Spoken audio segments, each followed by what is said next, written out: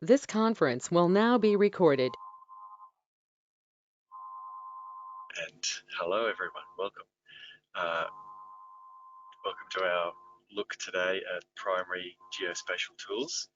I just want to quickly get myself set up actually. There we go.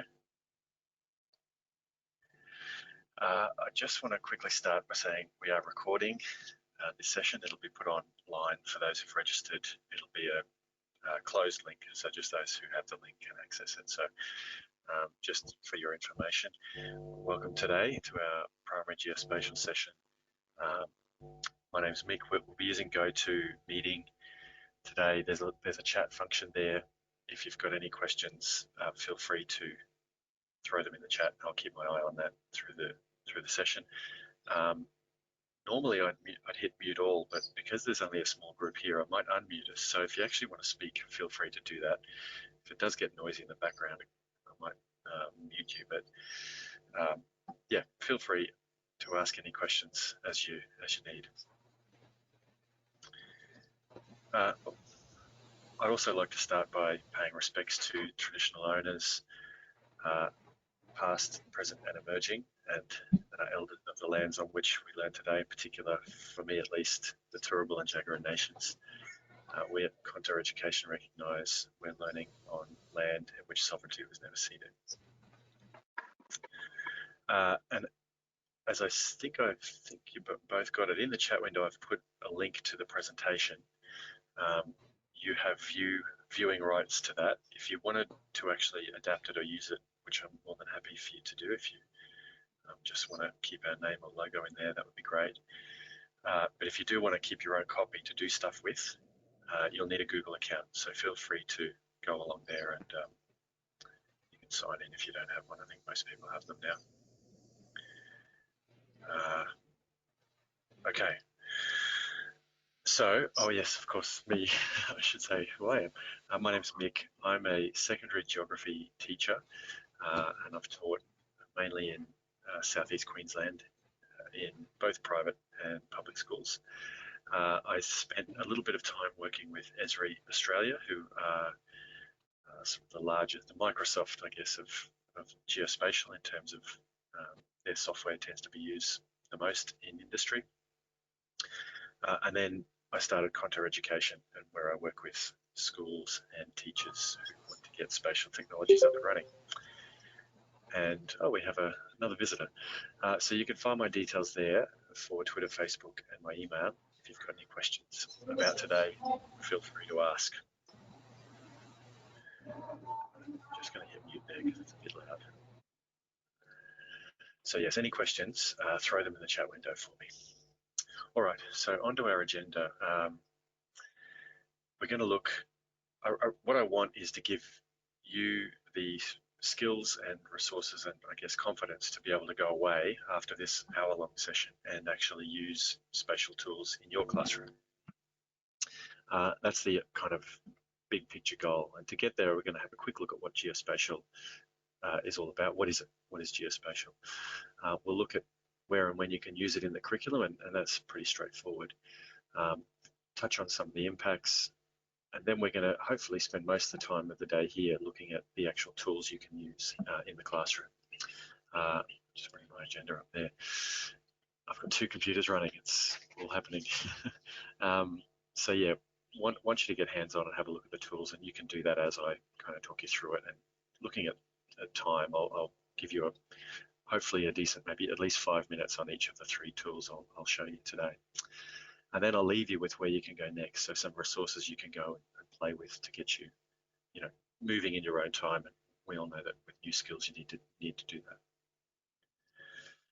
So what is geospatial? Well, in a nutshell, it's geo relates to the Earth, spatial relates to space, and where things are in space, relationships in space, and so that's to condense it down to its purest form. That's what we're looking at. We're looking at space related to the Earth, the space around us, if you want. Now, there's a little story map here, and I'll just take you through a part of it.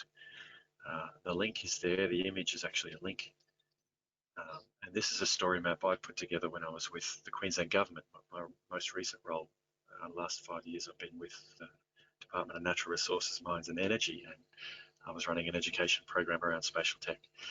And we put this together for teachers just to get them an overview of some of the terminology, because there's a lot of very specific terminology that's used, and some of the words are ill-defined and they overlap and so forth. So when we're looking at spatial tech, you can come in here and show this to your colleagues or students, maybe not the primary students, but certainly give you a start, you an understanding. But there's some of the concepts we deal with, so location, proximity, direction. I'm just going to flick through this really quickly. You can come back and have an in-depth look yourself. But so they're the concepts. Then we look at the actual technologies, and I should point out the terminology here, spatial technologies. This is the phrase that's used in the syllabus. It's the phrase that's used by ACARA, and in Queensland here, the QCAA, our assessment authorities. So they've been consistent with that term, that phrase, whereas industry is preferring the term geospatial, I think because it sounds a bit more cool and edgy. So essentially those two words are interchangeable, geospatial and spatial, and you'll see them in varying places, but worth noting that the syllabus actually uses spatial tech or spatial technologies. And when we use that term spatial technologies, we're talking about three tools really, and I'll run you through them super quickly here. There's a little introductory video you can play in your own time. But the first tool we look at is this one, GNSS, or more commonly known as GPS. GPS is the American network, and now that there are other networks online, we have this umbrella term, GNSS.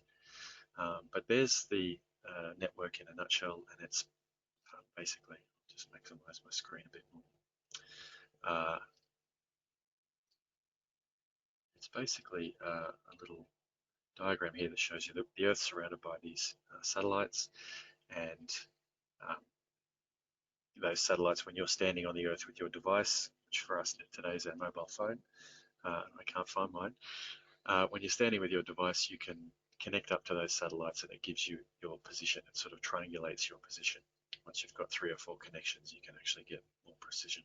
So that's how it works, and then it records that, and it tells you where you are. You might remember these receivers here. You can drop a trail of breadcrumbs and record a track, or you can record a specific location. The next technology we look at is remote sensing, and this is basically just your aerial photos, your satellite images, and your drone images. So this one's a music festival from a few years ago, Splendour in the Grass, and you can see them set up, and then everybody comes in. So remote sensing is about collecting data from a distance.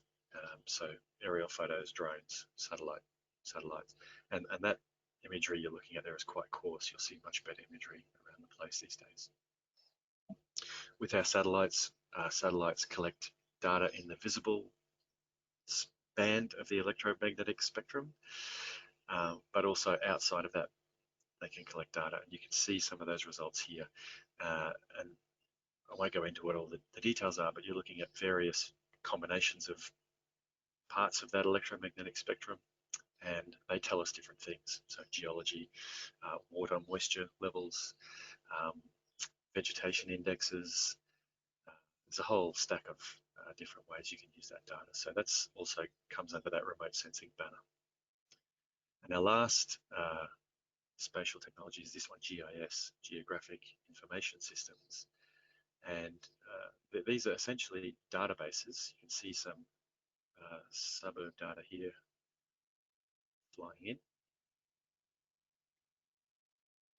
And we're actually now, in a second, we're going to take this data. This is Brisbane suburbs with some income data there. And we're going to take that data and put it on a map. And once we do that using our GIS, we are able to visualize that data and get a lot more out of it when we analyze it, looking for patterns that might not be evident in the table. And then, of course, the value of the GIS comes when you start to overlay different layers of data and analyze and compare and contrast. There's lots of ways you can display that GIS data too. So there's heat maps, that's crime in Brisbane City, casino, there's census data, and there's a lot more. I'll let you look at that stuff later. So that, in a nutshell, I go back now, that is what we're dealing with when we're looking at what is spatial. What are these tools? What do we talk about when we talk about spatial technologies? So let me just check my chat window and see if I've got any questions there. Nothing so far. So as I say, I've got 4 in now, so feel free just to throw a question in the chat window if you have anything. So where and when can this stuff be used? So the good thing, at least from a geography point of view, is that ACARA have been, from the get-go in regards to the national curriculum, they've been really keen to encourage the use of spatial technologies, in balance with the ability of schools and students to actually access the tools, and I think they've done it really well. So after the review of the primary humanities curriculum, most people expected that to, well, I sort of thought that might be a bit damaging to these technologies, but in fact they were brought forward. So the first mention of these tools, geospatial tools, is in the Year 2 geography curriculum. And you can see there, it's in an elaboration. So the suggestion there is use geographical tools or digital applications such as Google Earth to locate and name continents, oceans, equator, and north and south poles. So, great, I think, great to see. But I did notice as I went through the curriculum, and I've always felt that there are geospatial tools, interactive mapping tools, that effectively can replace the words map and globe in the syllabus with a geospatial equivalent. So Google Maps, for instance, we could go and have a look at all of those features, the continents, the oceans, the equator, north, south poles, tropics and hemispheres. We could then go to another tool and label or create our own map. So that's very easy to do, I think, these days. And wherever you see those words map and globe, I'd encourage you to think about using a digital alternative where it's feasible and possible. So across the curriculum, though, you'll find these tools useful. Geography and science we'll cover today. You'll see that in action. In history, I've got a couple of quick examples here. I won't. Actually, I'll just show you this one really quickly. This was a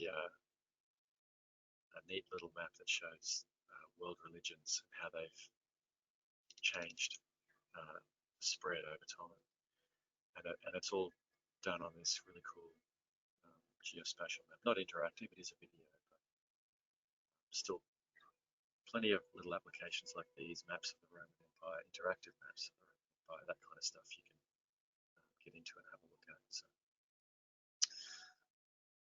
give you about 10 seconds of this one.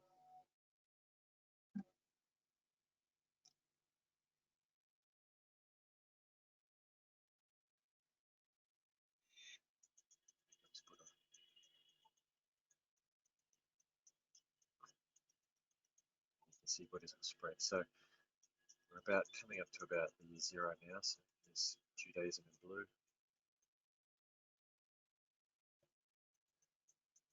And I'm sure you know what happens next. But they're the kind of tools you can get, and I actually haven't put my link in for art. There's a fantastic, I'm going to take a gamble. Sorry, it's an Earth Observatory. Fantastic link, and I'll pop this link in for you. Fantastic resource of NASA imagery of the Earth, but absolutely stunning images in here. And when I worked at Esri Australia, we were in a sleek inner city Brisbane office, and all of the artwork was adaptations of spatially conceived data, satellite imagery, remotely sensed data, mapped data as well. So it's some really cool stuff. Question from Shona, should real globes still be in the classroom? Yeah, I think so. I think there's always a place for, I think there's always a place for something that's more tactile. Um, I would never say get rid of books, even though we do so much digital reading. Um, and I don't know if you can see, I can't see my own webcam, but I've got a couple of globes that I like to kind of play with. So no, I still think a real globe should be there. It's again, a real globe gives you a different perspective to a 3D globe, because really when we say 3D on the screen, we are looking at a flat screen. So no, I'm all for the globe. So yes, the Earth Observatory looks like it's going a bit slow.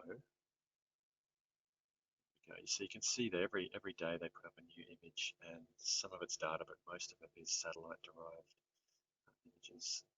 Budapest at night, some fantastic images. So certainly I think you can use these tools across many areas of the curriculum, but geography and science are the big two.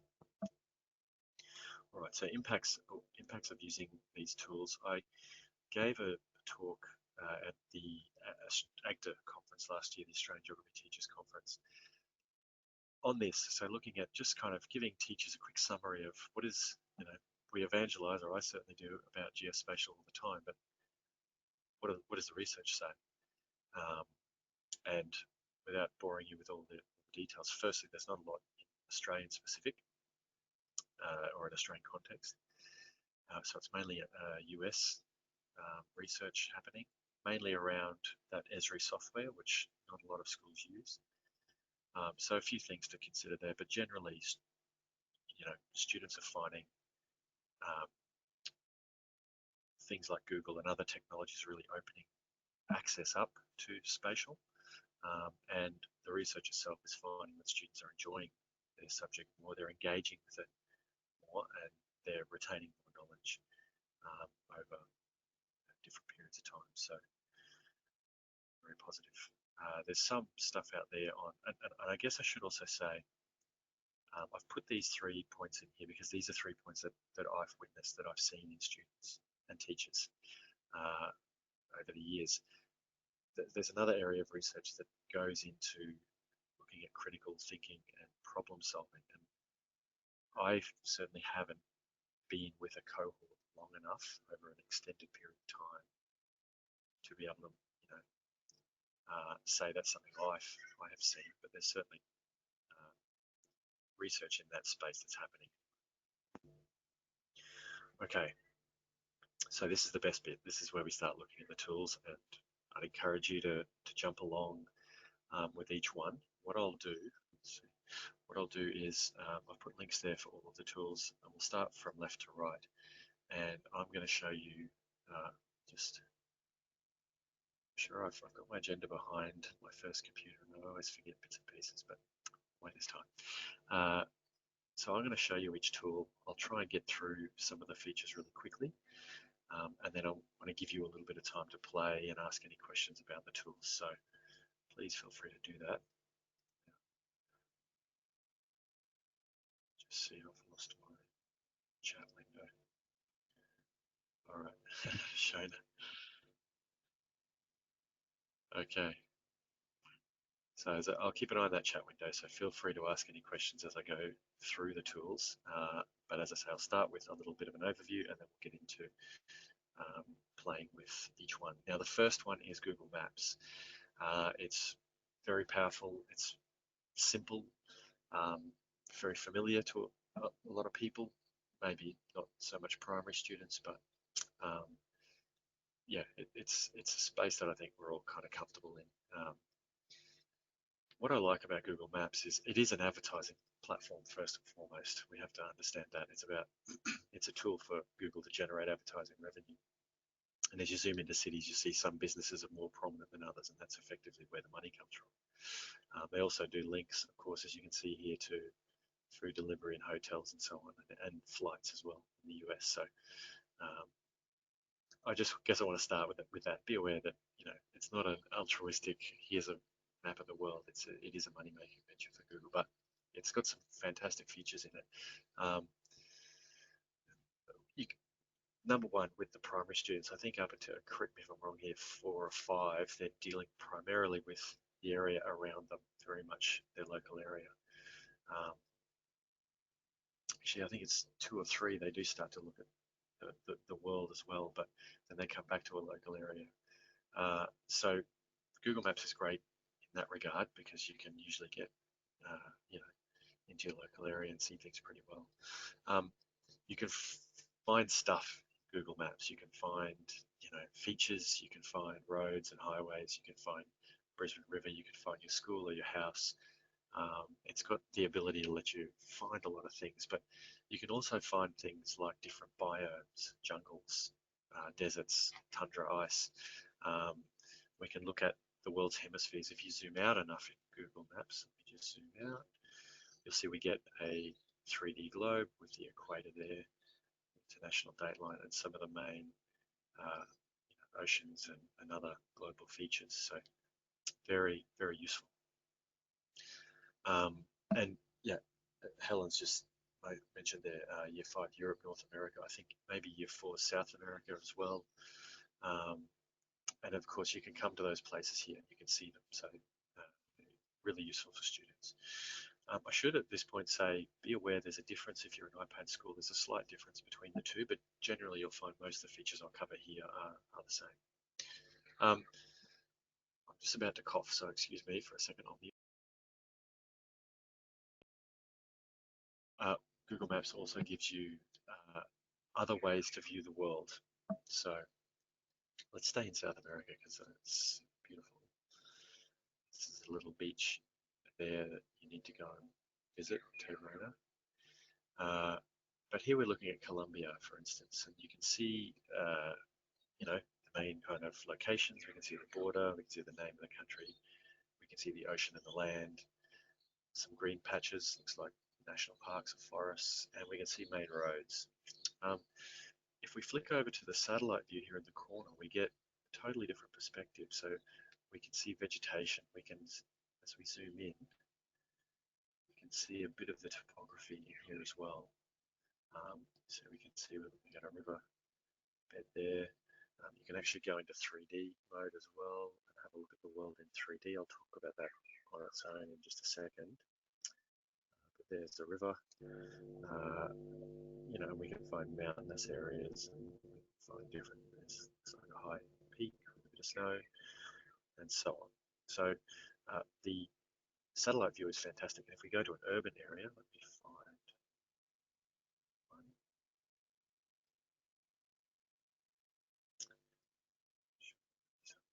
Coast. Go into urban areas, we can see, you know, the places around us. We can see our streets, we can see our cities, we can see our urban areas, our land use. You can kind of tell industrial from commercial, from educational, recreational. There's a soccer field, maybe a shopping precinct there. So Google Maps is great in that we can see a lot of the world. There's also another way to view the world in Google Maps called the terrain view. And that gives you, really emphasizes the topography. So I'll just zoom out. Zooming in. Okay, so we zoom out from that little city we were at, and you can go and see some of that topography. So this is Tayrona National Park. It's a bit of a hike in, it's a bit up and down. You can see that there as you look at the map. You can see the hill shading. You can see rivers and how they carve their way through the land. You can see this road has been chosen because it's in a valley through this. So yeah, you can tell a lot about the topography of an area, and if you zoom in even further, you actually get contour lines as well, which is really useful. A few other layers of note here. Let me just check my timing, make sure we're going pretty good. You've got this traffic layer, so might go to somewhere with a bit of traffic. I can confirm that Brisbane has lots of traffic. Well, it's been very good the past few months. I was doing a contract at a school in the city, and traffic was fantastic. But if we have a look at traffic now, you can see there's a traffic layer, and this is live traffic. And Google is, like all your Apple and other devices are all collecting data about you. All the apps are collecting data about you. And Google throws everyone's Google Maps data into this big melting pot, stirs it all around, and it can kind of cross-check that with a spreadsheet, which has an interesting history about the spreadsheet I won't go into, but nevertheless, I will say that it is owned or was owned originally by a cement company. They needed to know how long it would take the trucks to get everywhere in the country exactly to the right second so that the cement didn't dry, and that has led to this kind of data where Google can compare its data with the data that is to be expected, and if traffic's moving slow, it becomes red, or even dark black if it's not moving at all. So there's our live traffic data. You can also get typical traffic. So you can conduct really basic, and I'll just go into the suburbs a little bit and just see. So you don't get every street. You kind of get the main, say down to your C-class streets. People understand what I mean. So not your main roads. That's Waterworks Road. That's a main arterial into the city. And these are smaller streets off that. So that's the kind of level of data you get, and you can pick typical times. So Friday afternoon, traffic's a bit busy, everyone's going home. So that's another useful layer in Google Maps. It has a cycling layer as well. It gives you cycling features. There's a transit layer that gives you public transport features. And yeah, so a really useful tool. I do want to show you the 3D landforms. So let's go to the Glasshouse Mountains. If you've ever driven north from Brisbane to Noosa, you might have seen these old ex-volcanic plugs out there off the freeway. And if I go to my satellite view, you'll see, actually, sorry, let me go back to the terrain view and show you. So firstly, we can check out the contour lines in screen. So we can see the contour lines in those landforms. And then we can flick over to the satellite view and actually view those landforms in 3D. So there's Tibrogargan Mountain there. You can see those contour lines are very close together, indicating a steep face. And if we go and look at that in 3D, you'll see indeed that mountain. I'm not sure if technically it is. It looks like one. That does indeed have a steep face. So really nice 3D tool that allows you to make that connection between contour lines and topography, which for a lot of students is quite hard to, or a difficult one to clear. Now, any questions about Google Maps before I move on? It's just out of interest, is anyone using Google Maps in the classroom? If you are, let me know. Even things like looking at the catchment, or the area around the school, or the paths a student might take to and from school. You can do some really simple stuff. Oh, and there's, of course, I didn't mention the really useful feature, which is the Street View. So if we grab our little guy from the bottom right corner here and drag him out onto the map, and see those blue areas are Street View, and I can just drop him on that, and that will go into the Street View tool. So this is a fantastic tool for looking at the world around us. There's the mountain behind the tree. See if we can get a better view. Google also has historic Street View, so that we're not going to see much change out here, but up in that top left corner, you'll see you can go back and look at different captures over time. So yeah, looks like Eternal Roadworks at this site, but not much else has changed. Okay, so yeah, that's Google Maps. I think it's a great little introductory spatial tool. Probably the one that's most able to replace that word map you see it in the syllabus. No questions. All right. Our next tool is this one, the National Geographic Mapmaker Interactive. It's really cool tool. Probably sort of the closest you'll get to a digital replacement for an atlas, because it's, see on screen now, it's got an atlas behind it. We'll check that out in a sec. We'll we go. But it also has a lot of data. You know, atlases have that information, additional data kind of at the front or the back, thematic data sets and so forth. Well, this has the same kind of thing. So, yeah, it's a nice little kind of fully featured tool. So I'll run you through some of the basics now. So the first thing I'll show you is the map screen. You can see we've got this toolbar on the left, which I'll come back to. We've got a menu along the top, which is pretty straightforward. I'll come back to the save option, but you know, print, reset, help, etc. Over here on the right, we have some data tools. Now there's a legend, but we have nothing to see yet.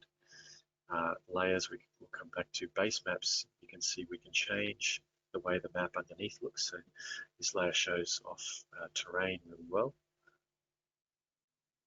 So go through the Alps. This layer, for instance, has data about the oceans. So you'll pick the layer that you need. There's topography. And of course the satellite view. And that satellite view goes right down to the street level. So it's just where we are. We're an industrial estate. That's about the level you get to. So that's, you know, you can certainly do work in the suburb and maybe even the school at that level there. Now I'll just go right back out and I'll show you some of the data. So it's a beautiful world map. In the layers section, you've got these preset layers. So you can go in there to add layers.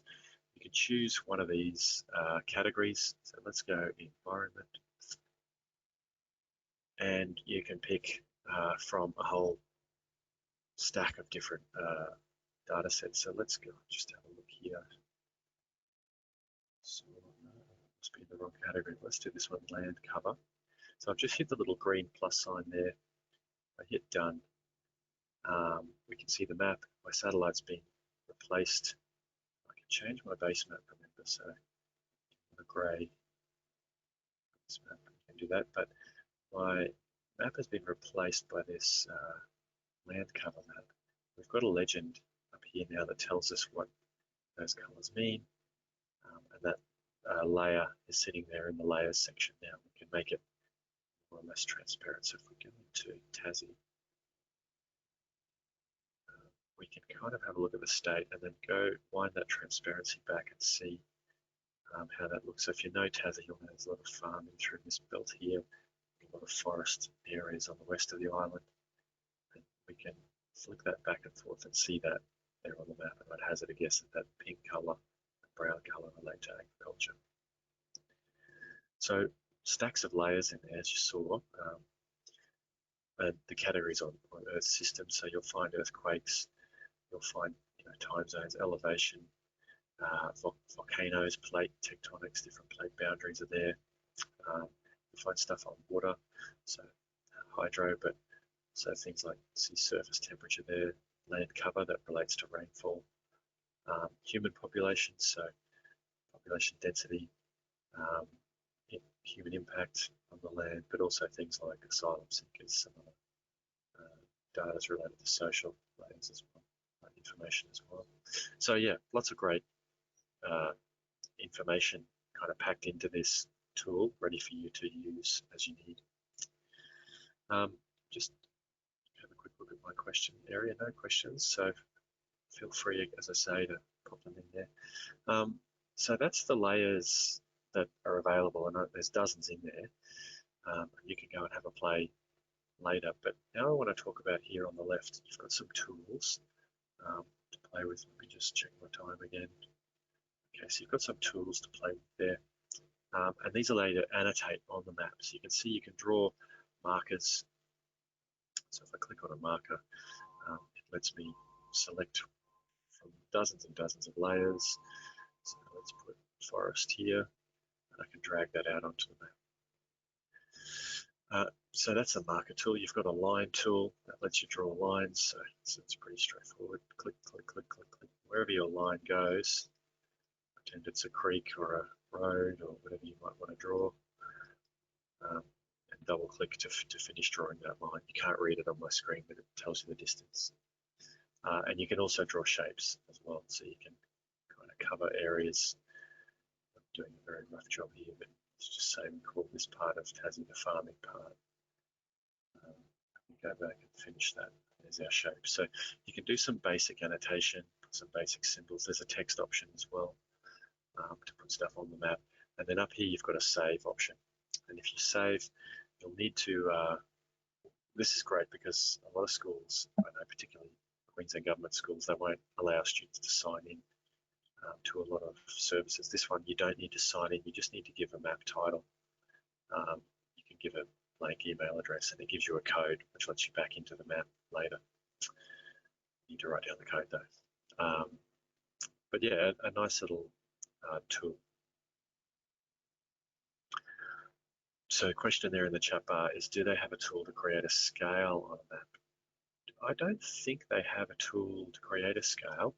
When you print in the print option, just check you can see my screen. Yeah, it looks like you should.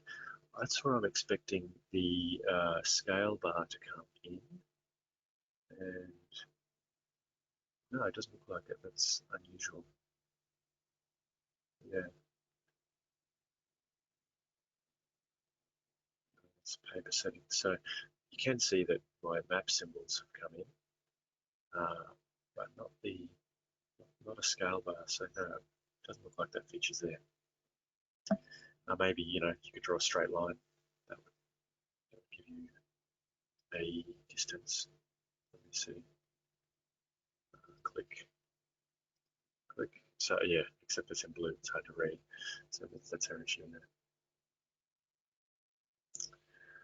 Right. Yes, maybe on the top of a white box. So draw a white box first and then draw the line on top, and it might be easier to read. That's a workaround we can go.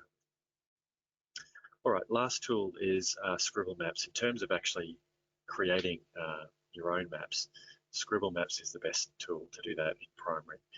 Number one, it's easy and free. Number two, you don't need to sign in. You can save your maps without signing in. Just get through info screen. So when you start, you're presented with this plain map of the world, and we can navigate anywhere we like. There's a search bar as well. We can change our map to a terrain map or a road map. And that's the, let's go to New Zealand actually, it's nice.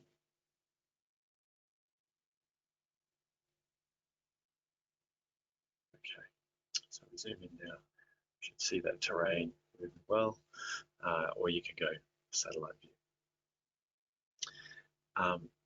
You've got the ability to draw different things on the map. So the first is a marker.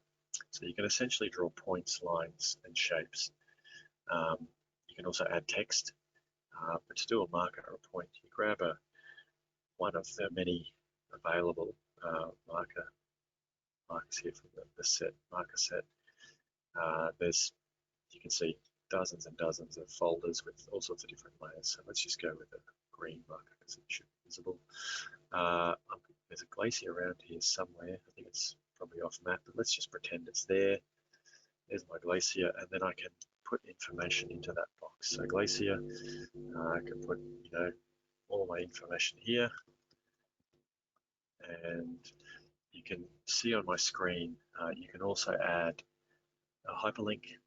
You can add a YouTube video, which embeds the video in the box there, information box. You can add images, and you can add audio. So you can add a lot of information to these markers. You can change the color, the size, and you've got a whole stack to pick from. So that's really flexible with what you can do. The other tool is the line tool. Let's draw a red line. Make it quite thick, just again, so it stands out. So this might be a pathway or a creek or a walkway or a road, or how you get to school, that kind of thing. So we can draw a pathway, literally click and drag, and you can also use this tool, this website on an iPad, so it's really useful there. Finally, a shape tool. So let's do one with a yellow inside and orange on the outside.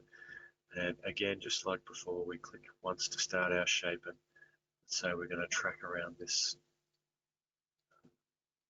grassy looking area. I've started in nowhere, and double click, and that should end that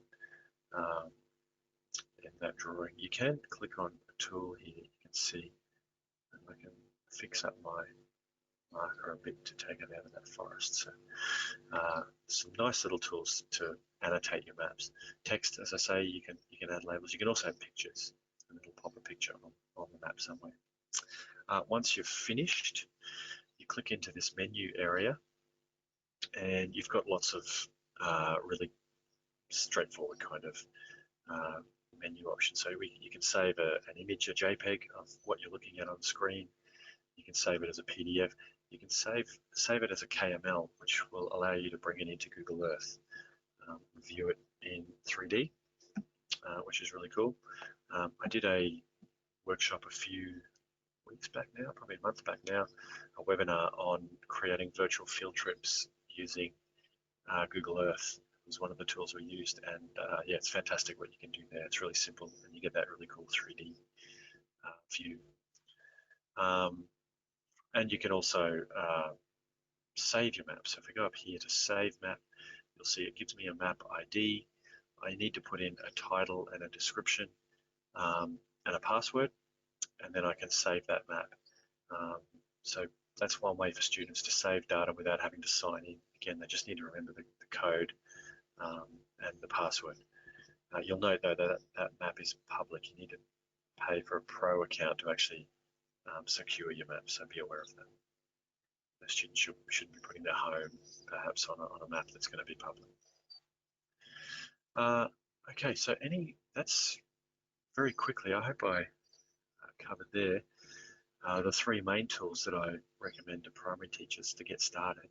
But I'm going to finish by pointing you to a resource that has hundreds more of these really great interactive maps, because you know, there's some really good stuff I didn't show you today, like earthquakes. There's a great bushfire mapping tool the government has. There's some maps that show you land use around the world, and livestock around the world, and people around the world.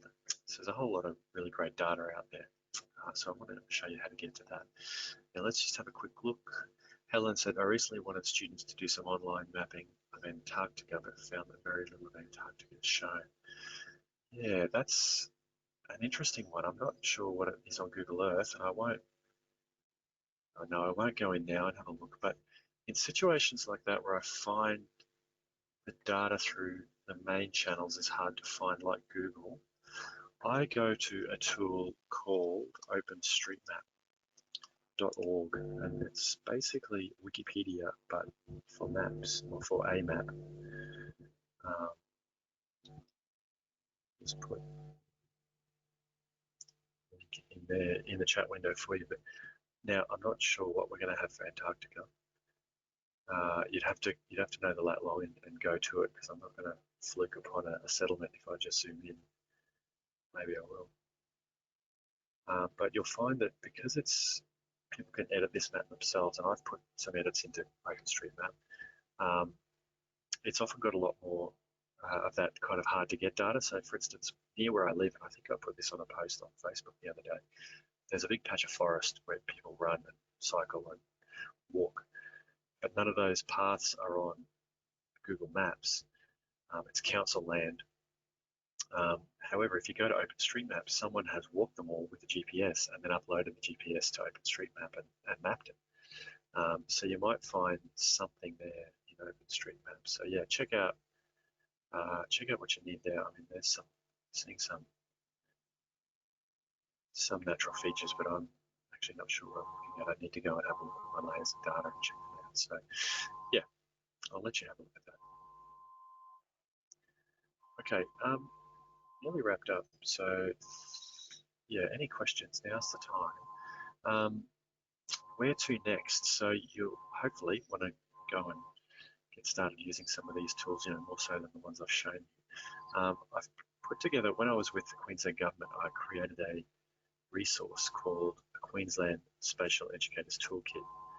And that link in the presentation there will take you to, again, I'll just give everyone a copy of that link while I remember.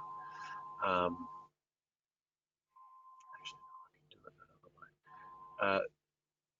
The link in there will take you to the QSET, the Spatial Educators Toolkit. It's created for the Queensland syllabus, but it's actually it's based off the Australian syllabus, and it's 95%. Just put the link in the chat. The QSET is 95% applicable to all of Australian states. The resources are generic to Australia at the very least. So have a look at QSET. It has, for geography, I think from prep to year 10, year 12, we have something like prep to year 10, we have 220 interactive activities in there. So there's a primary version, there's a lower secondary, and there's a senior secondary document. They're actually PDF documents. Actually, what I'll do really quickly is I'll take you in and show you the QSET, because I'll explain my logic in setting it all up. Each of the units, so the year levels for primary, just flick through to one. I start with these key inquiry questions, and they're based on the old syllabus before the review, the old national syllabus. And they kind of very broadly flesh out that inquiry. So in this case, we're looking at places are similar and different. And then we link these learning experiences, so activities you might do. These are all linked into those key questions, and they're all derived from the syllabus itself. And then on the right-hand side, you've got a link off to the actual resource, and you can see there's Bureau Meteorology stuff, ABS, NASA, there's OpenStreetMap and Scribbled Maps in there. So you've got a whole bunch of tools that you can access and check out. So yeah, QSET, I'd encourage you to have a look at that. The other way you can get information is to come and have a look at our social media. So Facebook, try and post 4 or 5 posts a week with different interactive mapping tools, just like the ones I've shown you today. Twitter is a bit more of a social, not social, but sort of less formal, I guess, more conversational, I think I'd say. So feel free to follow us on either of those platforms. I'm going the wrong way. All right, so thank you, everyone. Before I go, I would love it if you could take a second to fill out this link here, which links you off to, I think there's 3 or 4 questions, just to give me feedback on what you think is useful for primary teachers to know in this field. There's a section there for you to pop your own ideas and what we should be covering. I'd love to hear from you. So yeah, if you could take a moment to do that, that would be fantastic. And this is my last slide, so if you've got any questions, there's my various contact details. I'll put that on full screen. There are my contact details. You should all have a copy of that presentation.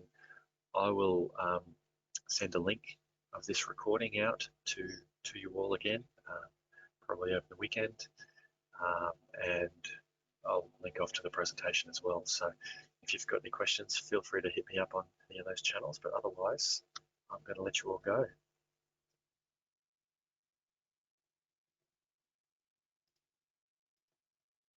Mick, I just have a question. Yes. Do all schools have good enough internet these days to access these sorts of quite data-rich resources? Yeah, really good question. And something I didn't really touch on was what has changed in regards to access to these tools over the years. I think the answer is yes. I think the bulk of geospatial tools now are online and browser-based. There may well be times, and I haven't taught in a very remote school. I grew up in Weipa, a big far north Queensland, pre-internet. So schools like that, I certainly can't speak for their internet. but I think for the most part, schools certainly can access most of these tools because they are browser-based. You don't need to download software. When I started teaching, we were using the Esri stuff, ArcView it was called then, and it was massive. I think it was a 10 gigabyte program 15 years ago. So yeah, you get a class onto ArcGIS and the whole school network would kind of collapse. I think those days are past us, and even the stuff coming out of the Shona, I'm not sure if you're aware of the Queensland Globe. It's a little bit. It's kind of like the national map, the Australian national map, but for Queensland. And originally it was a Google Earth file, and Education Queensland schools could not handle it. Like students would open Google Earth, that would be hard enough. Then they open up this little pathway, this pipe into the Queensland government data sets, and it would just collapse. So they have gone browser-based now, so they've moved onto the browser. So and that's opened it up now to Education Queensland schools. It's not blocked anymore. So I think we're getting over those issues, but yeah, very far remote schools, I imagine, will still have some issues around the place.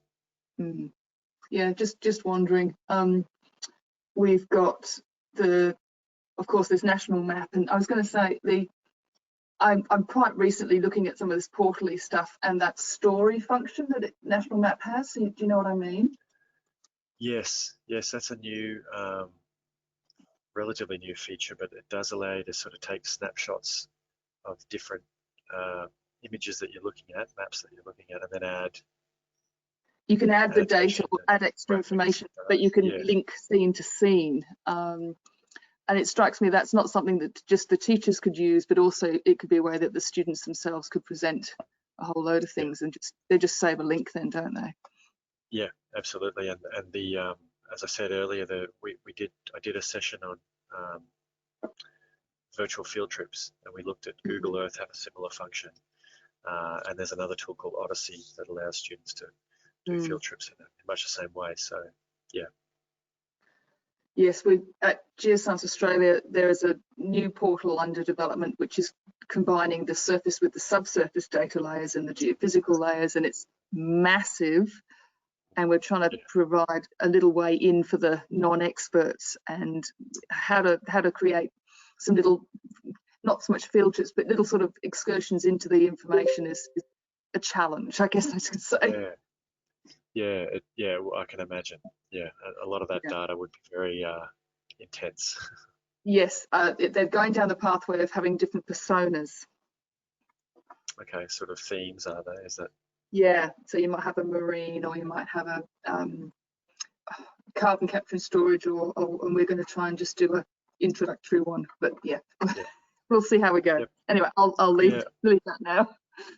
All right. Well, thanks, Shona. And I think I've covered everything I want. I'm not seeing any questions.